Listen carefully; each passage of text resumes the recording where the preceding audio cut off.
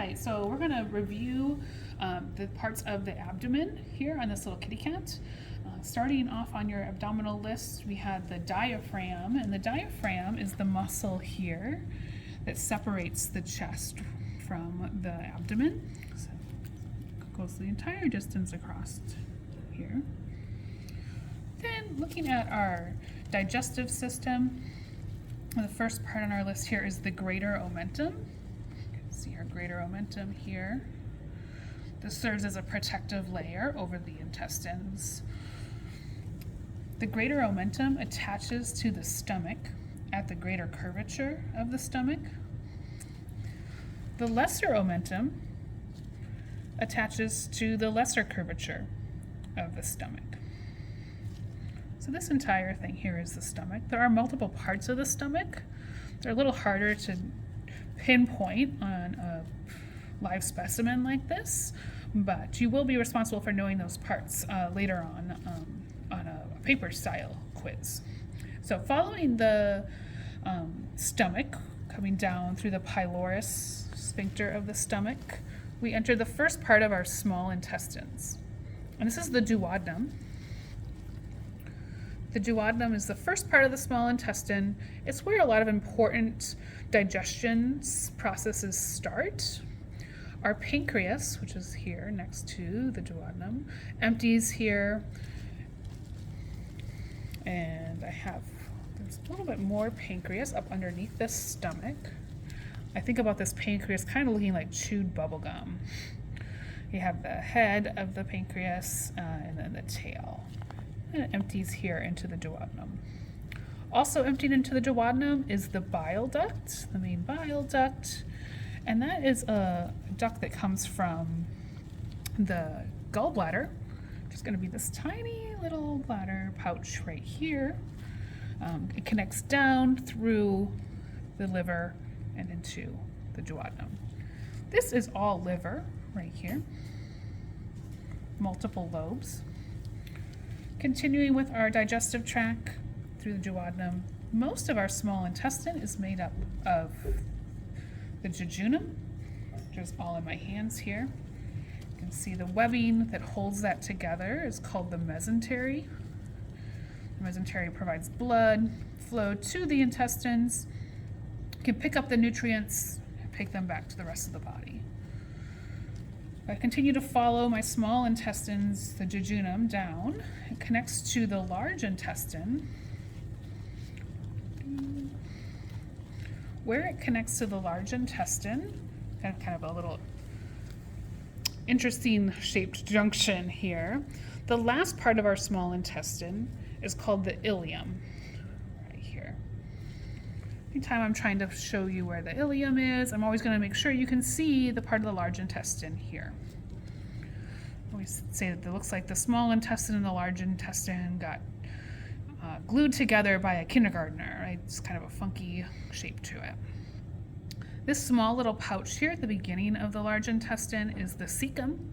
The cecum in our cats and dogs is very small, doesn't have a lot of function, but in some of our other species or herbivores, like horses and rabbits, they have large cecums that have a big role in digestion.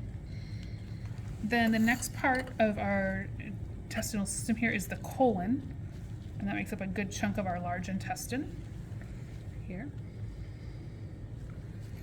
And then continuing down, down into the rectum. The rectum is going to be pretty far down here. So I think that wraps up most of our digestive system. Looking at other parts in this abdomen to identify would be the spleen. Our spleen right over in the side here. Moving some of our digestion tract to the side, we can see the kidney here. On top of the kidney, kind of above the kidney is the adrenal gland. You can see that right there. They like to say that it sits like a crown on top of the kidney. So the kidney is part of our urinary system. With our kidney, we have the renal vein coming into the kidney. It's going to be the blue line. And then the pink is going to be the renal artery. Coming down here, this is going to be the ureter, and this ureter goes all the way down and connects to our bladder. The ureter, and that carries urine. It's made in the kidney down to the urinary bladder. So here's our urinary bladder. Other parts of the urinary bladder to be aware of is the suspensory ligament, which is this sheet of tissue. And it helps hold the bladder in place in the abdomen. The ending of the bladder goes down and leaves the end here. It goes through the urethra, ending out the penis of the cat. We have some major vessels as well in the abdomen to be aware of. Here we have the vena cava, the caudal vena cava, as well as the abdominal aorta. You can see they live right next to the epaxial muscles we were injecting into. This is why we always aspirate before we inject, make sure we're not into any blood supply. Moving on to our reproductive organs. This is a male cat, so we're going to look at the male reproductive organs on this cat. The scrotum here is the skin on the outside covering the testes. The prepuce is going to be the skin that covers the penis.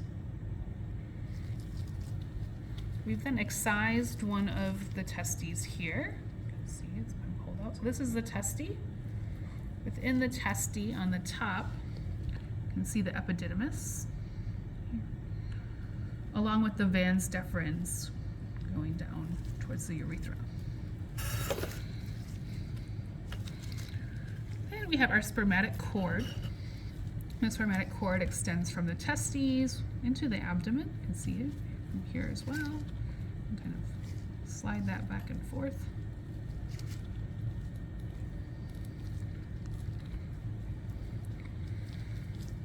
Then looking at our penis here of the cat, they've opened the prepuce, so you're able to visualize the penis in a little more detail.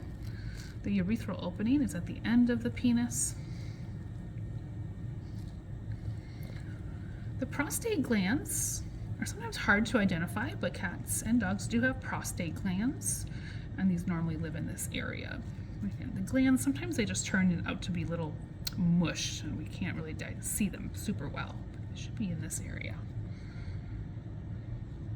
Lastly, on your word list, you'll notice in parentheses I have the bulb of the glands portion, and this is only present in dogs, so we won't see it in our cat. However, the bulb of the glands is the portion behind the penis that can come enlarged and kind of look like two balls on the side. These can sometimes be confused as testes by owners, but these bulbs of the glands enlarge when the animal is aroused. So when they are having intercourse, two dogs are having intercourse, they insert the penis in. Those glands increase in size and kind of tie the dogs together. They become stuck together. At the end of intercourse, sometimes the dogs try to break away from each other, and they end up butt to butt because the bulb of the glands is holding them together. We call this a tie, and it's normal. Eventually the glands will decrease in size and the dogs will separate.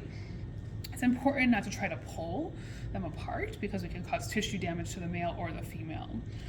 Again, not going to see that in cats, but that is in the dog.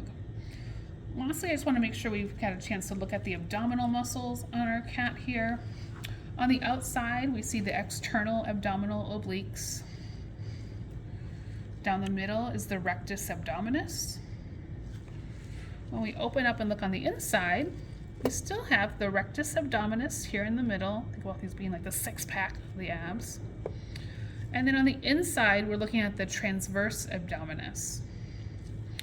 Now, there are multiple layers here. The middle layer within there, sometimes it's going to be hard for us to separate out, but there isn't an internal abdominal oblique between the layer of the transverse abdominis and the external abdominal.